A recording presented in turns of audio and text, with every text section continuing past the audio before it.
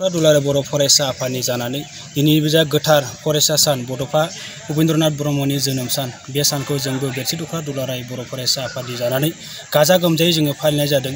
जों हाबाफारि बायदि फुंनि 8 रिंगा 30 मिनिटाव जोङो आफादनि गोथार फिरफिलाखौ जों बिरहोनाय जादों। दा बिनि उनाव जोङो बड'फानि सावगारियाव बिबार बावनाय मुंख्लंफोरनि सावगारियाव बिबार बावनाय बे हाबाफारिखौ लानाय जादों।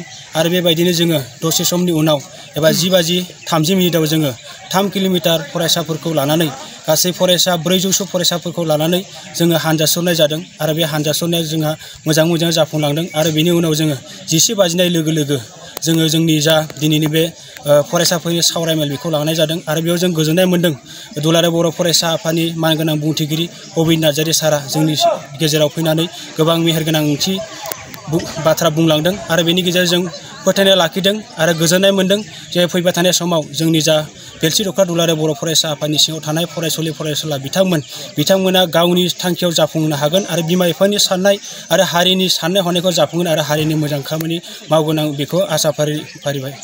नोंथांमोना जे दिनैनि बे बड'फा उपेन्द्रनाथ ब्रह्मनि 69थि जोनोम सानखौ लोब्बा लाखिनानै बेबायदि दिनै मोजां हाबाफारिखौ खुंबाय आरो इयुन समाव नोंथांमोना माबायदि खुंनो लागै नोंथांमोना साखाफारा खालामगोन? जों इयुन समाव आरो दिनै जाबायदि खुंदों दा बिनिख्रुइ जों साबसिन हामसिन खुंनो आखायाव लादों। जा हाबाफारि दंबावो जोंहा मेट्रिक बरायनाय हाबाफारि बे हाबाफारिखौबो जोङो मोनसे फरायसालियाव लानानै फरायसालिफोरजों लोगोसे गार्जेन बिथांमोनखौ लेंनानै जों गाजा गोमजायै खालामनो नागिरदों। बिनिफ्राय जों बेखौनो मेसेज होनो नागिरदों गार्जेन बिथांमोननो गार्जेन बिथांमोना जेन फरायसुलाफोरखौ इयुन समाव जेन मोजां लामाजों दावगालाङो फैबाय थानाय समाव जेन मोजां हाबाफारि लायोब्ला गार्जेन बिथांमोना जेन फरायसुला बिथांमोनखौ जेन जोंनि हाबाफारियाव थिनहरो आरो बेनिफ्राय जेन गथ' गथायखौ मोजां लामाथिं दावगालांनो अरायसम आगान सुरहोयो बेखौ जों आसा फारिनाय थाबाय।